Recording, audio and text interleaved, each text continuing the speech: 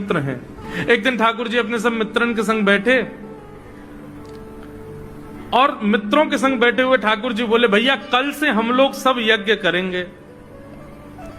मधुमंगल सीधाओं बोले, क्यों लाला, यज्ञ क्यों करेंगे? अरे नंद बाबा रोज अग्निहोत्र करें।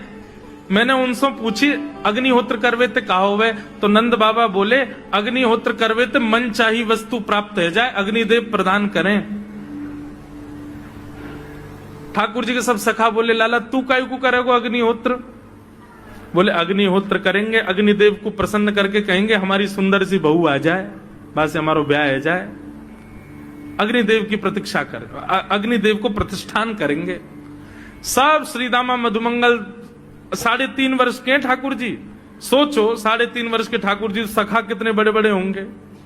नेक्से से सबरे सखा बैठ गए, सूखे पत्ता इकट्ठे करके अग्नि प्रज्वलित कर ली, सूखे पत्तान को चूरो बना के आपस में बांट लियो। ठाकुर जी आचार्य बन के बैठ गए और बोले, सुनो मैं मंत्र बोलूंगा और जैसी कहूं स्वाहा सबरे डालियों, और नेक भी यदि तुमने चूक करी ना, नेक भी मैंने स्वाहा बोली और तुमने नहीं डालो तो फिर मोते मत कहियो। यदि तुम्हारी पत्नी काणी आ जाए, एक हाथे लूली आ जाए, लंगड़ी आ जाए, तो समय पर स्वाहा करना पड़ेगा। सब ग्वाल बाल बोले, जो कहे वो लाला सो करेंगे, तू करवा।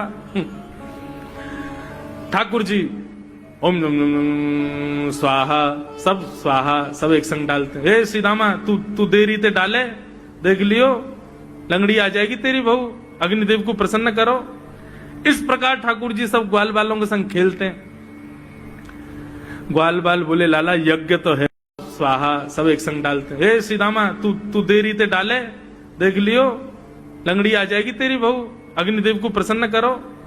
इस प्रकार ठाकुर जी सब ग्वाल बालों के संग खेलते हैं। ग्वाल बाल बोले, लाला यज्ञ तो है गयो, अब ब्राह्मणन को भोजन के काजे बुलाओ, यज्ञ के बाद ब्राह्मण भोज होना चाहिए। सोई ठाकुर जी अपने सब ग्वाल बालों की उंगली पकड़ करके पूरे गोकुल में जाते हैं, ब्राह्मणों के घर जाकर के कहते हैं, आज नंद भवन में बढ़िया उत्सव भयो है, बढ़िया यज्ञ भयो है, भोजन के काजे शाम को आपको परिवार सहित आनो है। सबन को निमंत्रण दिया मैं। अब महाराज नंद भवन से जब निमंत्रण आता है तो ब्राह्मण लोग ब्राह्मणी से कहते हैं कि आज चूल्हा मत जलाना। क्यों? अरे नंद भवन में भोजन की सूचना मिलती है तो 3 दिन से भूखे रहते हैं ब्राह्मण। क्यों? इतना खवाएंगे नंद बाबा, इतना खवाएंगी यशोदा मैया कि पेट भर जाएगा, 2 दिन तक भूख भी ना लगेगी, इतना भोजन करना पड़े। ए ब्राह्मणी चूल्हा मत जलाई, और सुन नमक को पानी और दे दे। नमक को पानी पी पी करके भूख बढ़ाते हैं अपनी। बोले शाम को जाएंगे और बढ़िया चकाचक महाराज 56 भोग पाएंगे। शाम का समय हुआ, सैकड़ों हजारों ब्राह्मण आकर के नंद भवन के बाहर खड़े हो गए। यशोदा मैया ने अटारी से जैसे देखा इतने सारे ब्राह्मण, यशोदा मैया उतर करके आई, बोली आओ भगवान पधारो, सबन को जय श्री कृष्ण, सबन को प्रणाम। जे बताओ आज मेरे द्वार पर आप सबन को एक साथ आने को कारण कहा है? किसी को निमंत्रण देकर के और फिर पूछो कारण क्या है, बड़ा अजीब लगता है। किसी को आपने बुलाया भोजन पे, वो बेचारा आ गया, फिर आप कहो बताओ भैया कैसे आए, कितना अजीब लगे। ब्राह्मण बोले, मैया तुम हमसे पूछ रही हो या बात? अरे सवेरे तो भूखे प्यासे बैठे हैं, जल्दी भोजन पवाओ। आपके यहाँ यज्ञ भयो, यज्ञ की पूर्ण आहुति की प्रसादी पावे आए हैं, और काहे क्यों आए हैं? यशोदा मैया बोली, कौन सा यज्ञ, कब भयो यज्ञ, कौन सी पूर्ण आहुति? ऐसा कछु ना भयो हमारे यहाँ, आप लोगन को कोई गलत जानकारी मिली है, कौन ने कही आपसे? ब्राह्मणों के नेत्रों में आंसू आ गए। बोले मैया एक तो हम सवेरे से भूखे, ऊपर से ब्राह्मणी से मना और करे आए कि तू चूल्हा मत जलाइयो।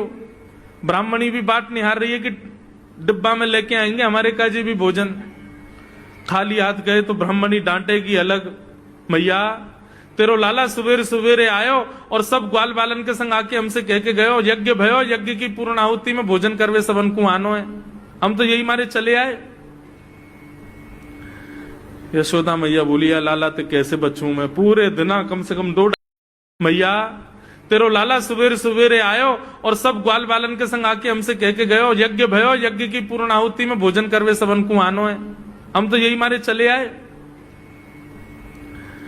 यशोदा मैया बोली या लाला ते कैसे बचूं मैं, पूरे दिना कम से कम 2-2.5 हजार लोगन को निमंत्रण ऐसे ही देते रहे। यशोदा मैया बोली आपकी व्यवस्था करूं, लेकिन पहले या लाला को तो देखूं मैं, है कहां ये। नंद भवन के पीछे बगीचा में ठाकुर जी अपने सब ग्वाल बालन के संग खेल रहे। यशोदा मैया गई, जाकर के बुलाए, ए लाला, ओ कन्हैया यहाँ पे आ। ठाकुर जी ने जैसी देखी यशोदा मैया बुला रही है, लेकिन यशोदा मैया के संग जे कौन खड़े हैं? ए श्रीदामा मधुमंगल। बोल हाँ, ये तो सांची में आ गए सबरे ब्राह्मण, हम तो ऐसे खेल खेल में निमंत्रण दे के आए इनको। मैया बहुत मारेगी भैया, मैं अकेलो नहीं जाऊंगा, तुम भी चलो मेरे संग।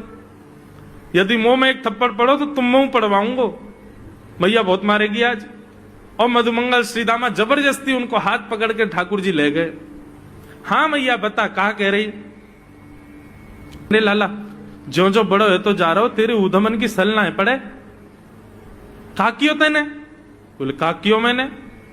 ये सब कौन है? मोह का पतो कौन है? मैं ना जानू मैया इन्हें। बोले जे सब रे ब्राह्मण है हमारे गोपियों कह रहे हैं, तेने इनके घर जाके इनको सबन को निमंत्रण दियो, यूं कहीं हमारे यहाँ यज्ञ भयो, आकर के आप सबन को भोजन पानो है। भैया तेरी सौगंध खा के कह रहा हूं, मुझको तो जीव ना पता इनको घर कौन सी गली में। झूठ बोल रहे हैं सब रे, मैंने निमंत्रण ना दियो। ब्राह्मण सब बोले मैया देखो कैसे सफेद झूठ बोल रहे हैं आपके आगे। मैया बोली सच बता, तेने निमंत्रण क्यों दियो? तब ठाकुर जी बोले मैया बताऊं? बोले बता। बोले हम खेल खेल को यज्ञ कर रहे, वाह यज्ञ में सामग्री नहीं, वाह यज्ञ में मंत्र बोलने वाले भी ना है, वाह यज्ञ में कोई ब्राह्मण भी ना हो, हम आपस में ही सब यज्ञ कर रहे। भाई यज्ञ के बाद ये मधुमंगल बोलो ब्राह्मण भोजन होना चाहिए, तो हमने इन ब्राह्मणों को न्योता दे दियो। मैया बोली अब ये ब्राह्मण आगे कहां पवाऊं? बोले मैया देख सीधी बात है, यहां में ज्यादा चिंता करने की कोई बात ही ना है। जब बिना मंत्र के, बिना ब्राह्मणन के, बिना यज्ञ सामग्री के हमारा यज्ञ है सके, तो ऐसे ये भी खाली खाली दोना लेके बोलते हैं हाँ भाई रसगुल्ला बहुत बढ़िया बनो है, ये देखो ओ हो मोहन थार तो बहुत ही बढ़िया बनी है, सब्जी तो पूरी कितनी बढ़िया लग रही है, खाली पत्तल लगा दे, खाली दोना लगा दे, और भाव से ये लोग भी पालेंगे है क्यों भोजन, भाव को यज्ञ भाव को भोजन। ब्राह्मणों को बंधुओं गुस्सा, ठाकुर जी की लीला पे किसी को क्रोध नहीं आता, सब हंस जाते।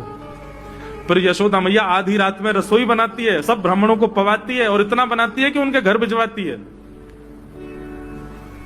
मैया बोले लाला इतना काम करावे। बोले मैया तू बैठी बैठी ना मोटी है गई है, हमारे मुंह को लगे तू पूरे दिन लगी रहकर रसोई में कछु कछु बनाती रहकर। ऐसी ठाकुर जी की मधुर लीला।